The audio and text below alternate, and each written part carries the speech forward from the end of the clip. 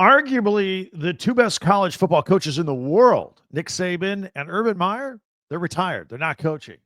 So I got to thinking, who would you rather come out of retirement and come coach your Big Ten team? I'll give you my answer. Locked on Big Ten starts right now.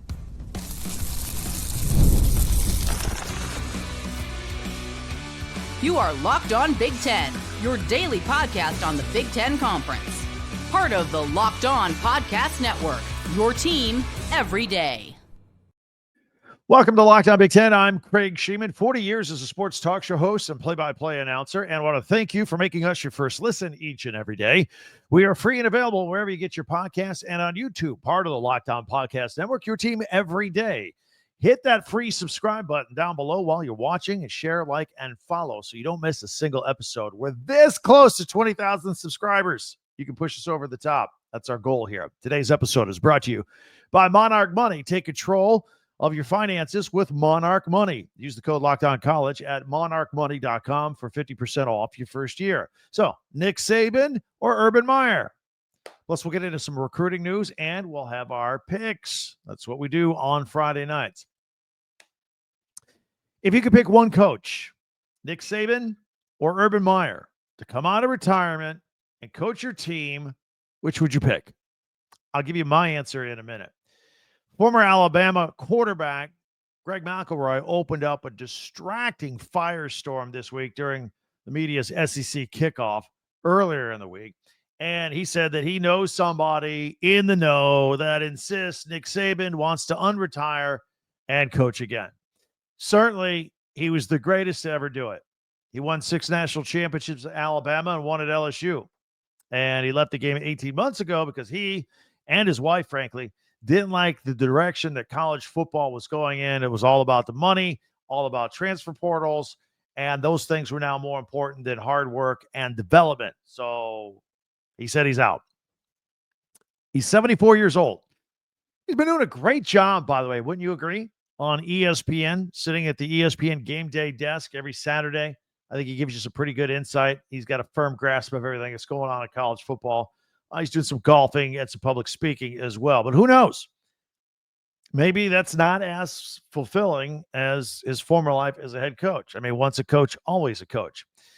It also got me thinking about Urban Meyer. Kind of a similar path, if you will. He's quite a bit younger than Nick Saban, but he also quit coaching in his prime twice, actually. Both times he insisted that stress and health issues and family were the reasons he walked away at Florida and again at Ohio State. So, like Saban, he's been busy broadcasting. He's at the desk on Saturdays, another network, big noon on Fox. He does some podcasts. He plays a little golf. And like Saban, Urban Meyer won national championships at 2 different schools. So I think it seems like a surefire fix for any program that would lure either of these two guys out of retirement. And I think every once in a while, at least in Urban Meyer's case, he thinks about it and then decides not to. It's worth pointing out that Saban coached at Michigan State before LSU and Alabama. And then when Mel Tucker got fired at Michigan State, there were credible sources that said Urban Meyer and the Spartans were indeed talking, for a little bit anyway, about Urban Meyer unretiring and coming to East Lansing. So these two guys have a lot in common. And both of them even failed. They don't fail much, but they both failed in their endeavors to coach in the National Football League. Now, Saban was close to a 500 coach in his short stint with the Dolphins, and his future might have turned out much different had his medical staff not failed free agent quarterback Drew Brees in his physical with the bad shoulder. The Dolphins went in a different direction with Dante Culpepper, and of course, Drew Brees went on to the Saints, and the rest is history. And Saban there shortly thereafter took the Alabama job. Now, it wasn't too long ago that Urban Meyer took the Jacksonville Jaguars job, and he failed miserably. He didn't even make it through his first season. So these two guys do have a lot in common. And even though Saban has 5 more national championships than Urban Meyer, they're probably still the 2 best college football coaches on the planet right now, and neither of them's working.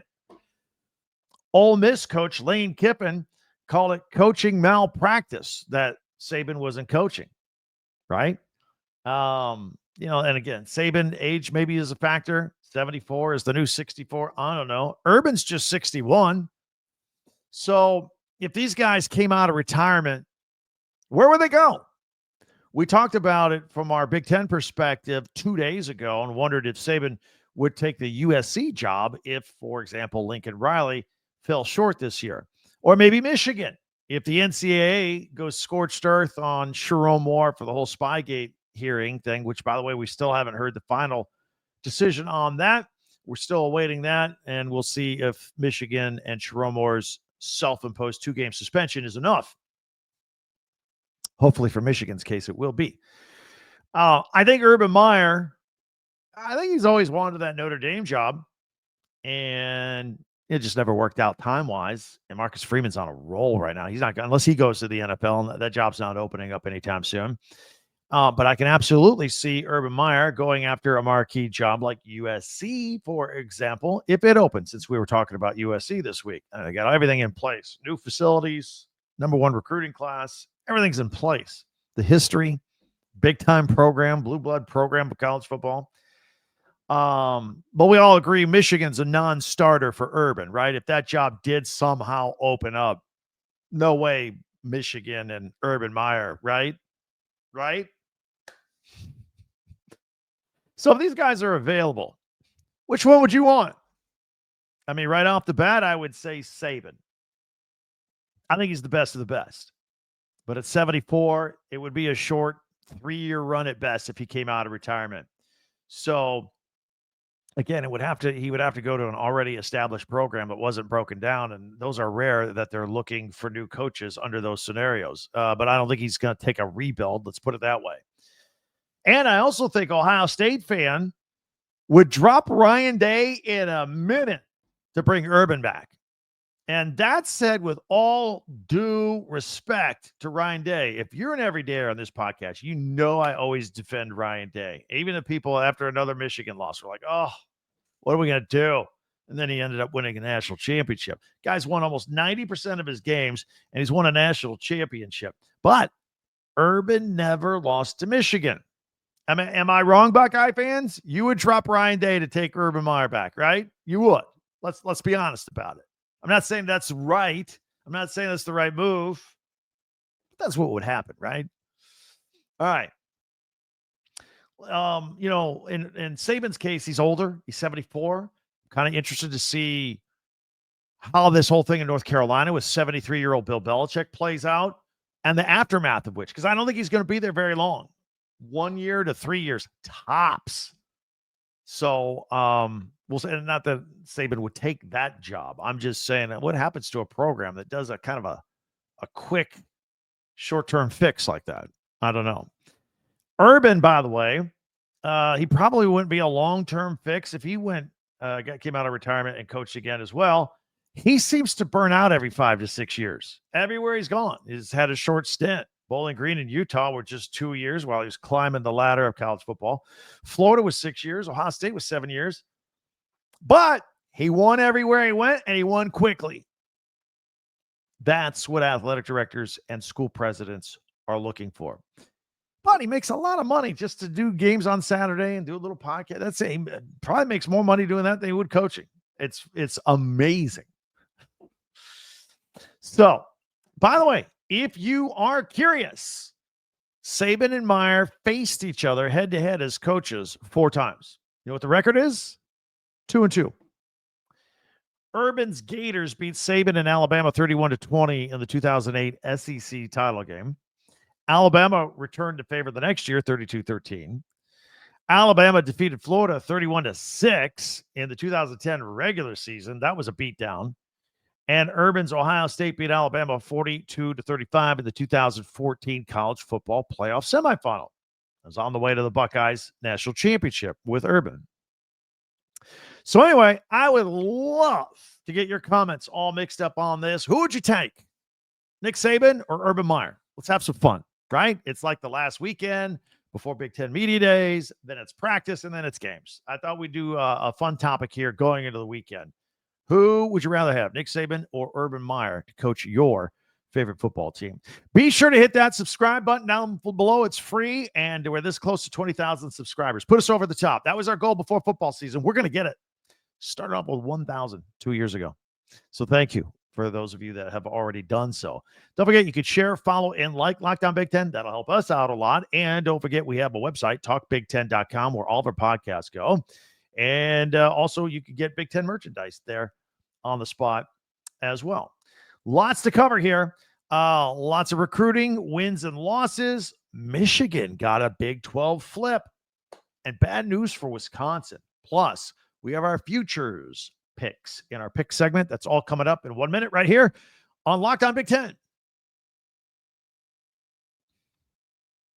Monarch Money helps you keep track of your money. All right.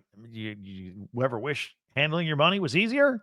With Monarch Money, it can be. Whether you're growing your savings or planning a big purchase, Monarch puts you in the driver's seat. It's like having your own personal CFO, giving you full responsibility and control of your finances. Monarch Money, it's more than just a budgeting app. It's a complete financial command center.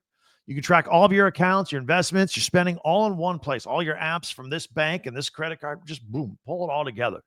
So in addition to managing your money, you're building your wealth.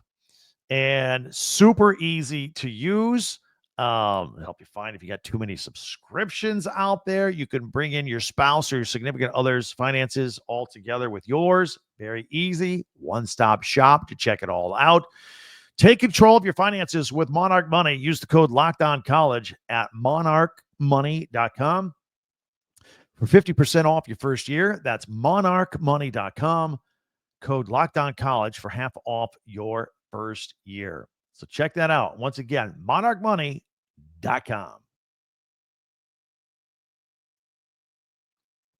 Thanks for making Locked On Big Ten your first listen each and every day. Always appreciate you everydayers out there. Meanwhile, be sure to hit that subscribe button down below. It's free. Get us to 20,000. Share, follow, and like Locked On Big Ten, your team every day. And check out our website, talkbig10.com. All of our podcasts and school merchandise right there at your fingertips. So the SEC media kickoff days winding down this week. And now we look ahead to Big Ten media days next week in Las Vegas. And there's a lot of talk about playoffs because the SEC and Big Ten are all in control of all this. To talk about playoff expansion, the playoff format. Sides aren't agreeing. Big Ten, they continue to be a proponent of 4 automatic qualifiers, getting 4 automatic teams in the playoffs every single year, no matter what. And the other conferences seem to be shying away from that format. Now, Georgia coach Kirby Smart, he's putting pressure on SEC Commissioner Greg Sankey to avoid those automatic qualifiers. And he's the one that wants to, he wants to rely on the committee and the selection process. I think that's what a lot of people have a problem with. The committee doesn't seem to get it right. But Kirby's of the opinion that the selection committee will be making the most of the selections, and that's the best way to go. And that gets the best teams in the playoffs, which is what he wants. And he thinks that's how we're going to go. We'll see. Something to keep an eye on here at Michigan summer camp. Sharon Moore says he's looking forward to a couple of young offensive linemen. They're going to be battling it out for some playing time. Freshmen on the line, the offensive line, particular freshman Andrew Babalola, and also Ty Hayward. Babalola is he's an early enrollee, so he's been with the system for a while through spring ball. So he's acclimated well, and he's impressed some people along the way. He's gunning for the starting left tackle job. Can you imagine the starting left tackle at Michigan, a freshman? It's mind-blowing. So, yeah, that's a pretty important position. And Haywood, he just arrived. So, but Moore thinks that they're both as physically gifted as any freshman lineman that he's ever seen. High praise. So we'll keep an eye on that situation. And we told you about Jordan Deck. He's a 4-star safety that had committed to Baylor. He was on flip watch, and guess what? He's flipped. Michigan's got him. It's coming to Michigan. Had a visit in Ann Arbor in June, and apparently he was wooed enough to change his mind. And he's from Frisco, Texas. So going to Baylor, you would have thought he would stay close to home. But now that means that recent commit Andre Clark, who we talked about last week, can now, because he's kind of a hybrid player, he can now move to corner or nickel because Michigan's been in the market for a big, tall safety. Now they got one. This kid's 6'2", 195 pounds. And it's a two-team race now for four-star defensive back Davon Benjamin. He pared it down to Michigan and Oregon. He will make his announcement August 2nd. Now, he's from California. We talked about him last week because there are a lot of West Coast teams that were in on him. Texas and Washington were the other ones. So now, Washington, Oregon, we thought maybe he would lean that way. Oregon's still in the mix. Washington is not. So it's between Oregon and Michigan. So keep your eye on that. He's the 5th-ranked safety in the country. The Ducks have, by the way, already landed a 5-star safety in Jet Washington, looking to add more to their secondary. The Ducks were also in the mix for 5-star linebacker Tyler Atkinson. And while Georgia had been thought to be the leader for his services, he fooled everybody. He says he's going to Texas. So Oregon loses out on him.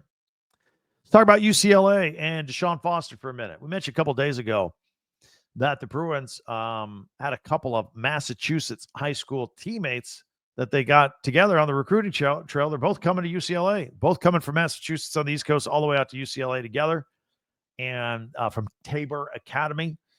4-star edge Carter Gooden and 3-star defensive lineman Marcus Almada. And by the way, 24/7 has the Bruins recruiting class of 2026 ranked top 20 in the country right now. It's pretty good. It's coming on pretty strong over there. And now they're also waiting on 3-star corner Rajon Duncan, who's decided between UCLA, Washington, Arizona, and Arizona State. So I think Washington's the clubhouse leader on him, but it's not a done deal yet. Not even close. And I do have some bad news for the Wisconsin Badgers. Their starting corner, Nazir Forkurin, his eligibility injunction that would have let him play in 2025, it's been overturned on appeal. He argued that his Division II seasons should not count against his Division I eligibility. He was initially granted an extra year, but the NCAA appealed the decision and won on a 2-1 vote on the decision. Now, the Badgers really getting kind of thin. They were counting on him to play in the defensive backfield this year, along with Ricardo Hallman, who we think is one of the best players of the Big Ten. Don't forget, they also lost Xavier Lucas. Remember him? He was the one that just said, all right, I'm transferring out, not even going to the portal. I'm just dropping out of Wisconsin. I'm going to go to Miami. That led to a lawsuit for tampering between Wisconsin and Miami. So, yeah, they've lost a couple players in the secondary. Got to keep an eye on that situation. That's a tough call for the Badgers. All right, coming up, we're going to take a look. We always do we got pigskin picks coming up on Fridays, going into the season, just a few more weeks away. We're going to look at some odds. The Heisman odds have changed for a few Big Ten players, plus who's going undefeated. Take a look at those futures odds. Numbers given to us by FanDuel, by the way. And we'll do that in 1 minute right here on Locked On Big Ten. Today's episode is brought to you by Epicor. Every team knows the value of hard work, of taking pride in what you build, in practicing every detail to get the best results. But no one player, no matter how amazing, can do it all alone. Working together makes getting the win easier. And at Epicor, the All-Stars are hardworking manufacturers and distributors who create and deliver the things that we all need, from aerospace to electrical to medical devices. Epicor ERP solutions are created by industry experts to help make every day easier. Seeing your whole supply chain is easier. Managing logistics is easier. Responding to price changes is easier. From small businesses with big dreams to growing enterprises with global vision, we will equip you with the right tools to move forward, think ahead, and lead the way. Because as the clock ticks down, you need to make the most of every hard-working minute. Easier doesn't cut corners. Easier takes the lead.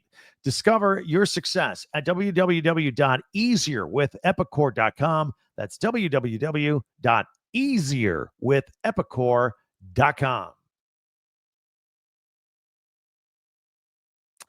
All right, let's do it. We do features at the end of our podcast here that are a lot of fun. And on Friday, we do some sort of picks segment. Mondays, we'll do our top 10 Big Ten observations for the weekend. Tuesdays, we do Tuesday tweets. And on Wednesdays, we power rank. Thursdays, we take a look at the Big Ten networks, Big Ten classics. And Friday, we make picks. All right, here we are. These numbers brought to you by FanDuel. We'll go full screen if you're audio only. It's just a list of teams and their odds to go undefeated all season. And on top of the board here is Notre Dame. The Notre Dame Fighting Irish at plus 390 to run the table this week or this year. This is through the postseason. So Ohio State at plus 400. I've told you earlier this week, I think Ohio State's whole season comes down to 3 games. And how they do in those 3? Do they win them all? Do they win 1 of 2? Do they win 2 of 3? It starts with the season opener with Texas. It's the game in the middle of the season against Penn State. And it's the season finale against Michigan. They win 1 of those 2. They're a playoff team. They win 2 of those 3. They're in great shape. Maybe win the Big Ten. But undefeated, plus 400 odds with a young new quarterback, Julian Saban. I'm not sure. Not sure about that. Penn State right behind him at plus 460. And if they can run the table with Drew Aller and company, we had a podcast a lot of you checked out this week. Paul Feinbaum, ESPN, taking shots at James Franklin. Look, we talk about the weaknesses of James Franklin. We think he's a great coach, great program. Other teams would take him in a heartbeat if he ever got fired at Penn State, which he won't. A lot of pressure for him to win it all this year. And Feiney's ripping them for their preseason schedule and talking about how he can't win the big game. Yeah, we've talked about that, but he's our guy. Feinbaum should leave him alone and concentrate on pretending that the SEC is better than the Big Ten, because they're not. Clemson coming in, same odds as Penn State at plus 460. And why not? They got Cade Klubnik, a nice quarterback there with Dabo Sweeney. Oregon coming up at plus 490 to go undefeated. Hey, they were undefeated in the regular season and won the Big Ten championship last year, but did not get to the finish line in the postseason. Georgia at plus 550, and then a little further down on the list, I put them on the list here. Michigan at plus 1,200 to go undefeated. I don't think they're going to go undefeated. I do think they'll have a nice season. I do think they'll be in a mix for a playoff spot. I think Bryce Underwood will play well. They're not going undefeated. I wouldn't put the money on it. There's no value there at plus 1,200. All right, now let's take a look at Heisman odds and how they have changed. So here's the top of the list. Arch Manning out of Texas is plus 700. Now, this is perplexing to me because we've seen Arch Manning play a little bit behind Quinn Ewers, maybe because it wasn't playing every day. I don't see it. I mean, he's good. Don't get me wrong. And Texas is very much in the mix here this year. But I don't know if I've seen enough out of Arch Manning to just say, yeah, he's going to be a Heisman favorite. But here's what happens. The media that only kind of sort of pay attention, or they don't pay attention to the whole country, they know Arch Manning. They know that name. He leads the league in name recognition. And I think that's why people are putting money on him to win the Heisman. Garrett Nussmeier, I think, has a much better chance, me personally, but Vegas doesn't. The quarterback out of LSU at plus 800. I just mentioned Cade Klubnik from Clemson. They're going to have a good year. He's going to be good, so he's going to be in the mix at plus 900. Our first non-quarterback on the list, who else? Jeremiah Smith, wide receiver out of Ohio State at plus 1,300. I would like his chances more. In fact, I think there's some good value. You want to get some plus 1,300? I know it's become a quarterback's award. I'm kind of tired of it becoming a quarterback award. It is technically supposed to be for the best football player in America. And to have the default of it just being a quarterback each and every year, I get tired of that. So I would support Jeremiah Smith. Back to the quarterbacks, Drew Aller out of Penn State at plus 1,400. Ohio State's quarterback, Julian Saban at plus 1,500. Again, young, new. At least with Drew Aller, it's his 4th year. This is Julian Saban's first year as the starter, and he's going to be throwing the ball to Jeremiah Smith, who would take more Heisman votes, presumably. Lenoris Sellers, quarterback out of South Carolina. If you're not on board with him yet, you got to check him out. He is a phenom. Coming in at plus 1,900. I think there's some value there. I think if South Carolina does anything this year, he's going to be in the run for the Heisman Trophy. DJ Lagway, Florida, 1,900, plus 1,900 as well. Florida's schedule is brutal. There are 9 games on the schedule that they could lose because they could go either way, or they can win them all and just be dominating, probably somewhere in the middle. It's a brutal schedule. And then their non-conference, including Florida State and Miami, man, there's no breaks. There's no breaks for Florida. If DJ Lagway, who he only played 7 games last year, went 6-1. If he has any kind of year, you got to give him some Heisman love, plus 1,900. Sam Levitt also coming in at plus 1,900 out of Arizona State. You Michigan State fans remember him. He transferred out of Michigan State. And then I went down the list and found the next Big Ten person, Dante Moore, who's going to be quarterbacking at Oregon, brand new at plus 2,600. But yeah, I think there's some value with Jeremiah Smith sitting there, plus 1,300. And I would knock Arch Manning down a little bit until he proves to me what he can do. Right? What do you think? Hit me up in the comment section about these Heisman odds. Is Arch Manning get too much benefit of the doubt because all the media hype because of his last name? I think there's some there. Now, look, if he comes out this year, if he comes out in week 1 and blows the doors off of Ohio State with 3 touchdown passes and lights it up all season long, all right, I'll come back on here and adjust and go, all right, the kid deserves it. So anyway, let me know what you think. Those are our odds brought to you by FanDuel and our pick segment here on this Friday on Locked On Big Ten. Always like to hear what you guys have to think. Many ways for you to interact with this podcast, as a matter of fact. There's Twitter or X at Talk Big Ten, number 10. There's our website, talkbig10.com. We put all of our podcasts there. That's the number 10 also, talkbig10.com. Podcasts go there. You can find it by school or chronological. And also we have links where you can get ready for the brand new 2025 season by showing some school spirit of your favorite team, buying new shirts, t-shirts, and hats, all there. We put it there for your convenience. And before anything else, before you go anywhere this weekend, before you go anywhere right now, please hit that subscribe button. That way you'll never miss a single episode, but you can help us push over 20,000 subscribers, maybe by this weekend if we have a hot weekend. Would very much appreciate it. And that way you'll never miss a single episode of Locked On Big Ten. Be sure to tell your friends about us. If you're a Big Ten fan, I know you know other Big Ten fans that may not know we're out here every day. Every day. All 18 teams, news, opinion, analysis, audio, video. It's the most unique Big Ten podcast in the world. Thank you for checking us out. Go back for a second, listen on maybe catch up on what you missed this week. We're here every day. And don't forget our friend Brian Smith on the Portal Show, part of the Locked On family. Very interesting podcast there if you want to check that out as well. Well, I'll do it. You have a great weekend. Next week is Big Ten Media Days, and then all the news stories are going to flow. We'll keep an eye on all 18 teams. And then practice starts, and then the season's here. We can't wait. We're going to be a part of it with you all season long. For Locked On Big Ten, I'm Craig Sheeman. Talk to you next time.